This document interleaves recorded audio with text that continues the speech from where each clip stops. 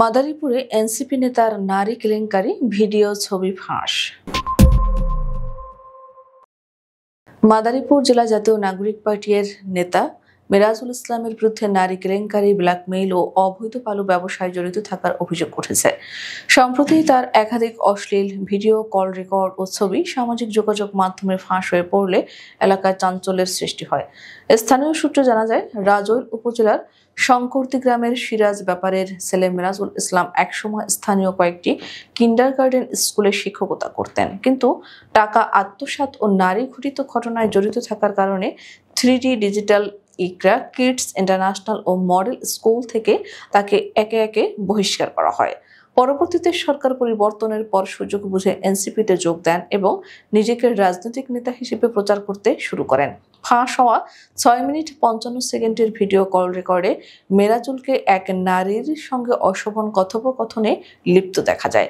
ওই নারী অভিযোগ করেছেন, মেরাজুল বিয়ের প্রলোভন দেখিয়ে তার সঙ্গে প্রেমের সম্পর্ক গড়ে তোলেন, পরে গোপনে ছবি ও ভিডিও ধারণ করে ব্ল্যাকমেইল করে 2 লাখ টাকা আদায় করেন। তাতেও ক্ষান্ত না থেকে আরও টাকা দাবি করেন এবং ছবি ফাঁসের ভয় দেখিয়ে হুমকি দেন। এই বিষয়ে নারীটি রাজৈর থানা ও স্থানীয় সেনা ক্যাম্পে লিখিত অভিযোগ জমা দিয়েছেন। এছাড়া রাজৈরের হোসেনপুর ইউনিয়নে মিথ্যা মামলার ভয় দেখিয়ে টাকা আদায়ের অভিযোগ উঠেছে তার বিরুদ্ধে। স্থানীয় ইউপি সদস্য মোখলেস মিনা বলেন, মেরাজুল ও তার সহযোগীরা তালিকা করে মানুষকে ভয় দেখায়, মামলায় নাম কেটে দিতে টাকা চায়। পাশাপাশি রাজৈরের পাইকপাড়া, তাতিকান্দা ও হোসেনপুর এলাকায় তার নেতৃত্বে অবৈধ বালু উত্তোলনের সিন্ডিকেট সক্রিয় রয়েছে বলে অভিযোগ। এই ব্যবসায় বাধা দিলে হামলার ঘটনাও ঘটেছে বলে স্থানীয়রা জানিয়েছেন। 3D ডিজিটাল স্কুলের পরিচালক আরিফুজ্জামান টিপু বলেন, মেরাজুল স্কুলের টাকা চুরি ও নারী ঘটিত ঘটনায় বারবার জড়িত ছিল।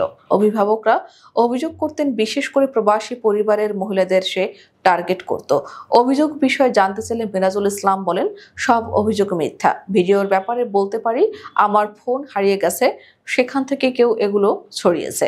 এনসিপির মাদারীপুর জেলা যুগ্ম সমন্বয়কারী আজগর শেখ বলেন, দল বড় হচ্ছে কিন্তু লোক সুযোগ নিচ্ছে। মেরাজের বিরুদ্ধে প্রমাণ পাওয়া গেলে কেন্দ্রকে জানানো হবে এবং ব্যবস্থা নেওয়া হবে।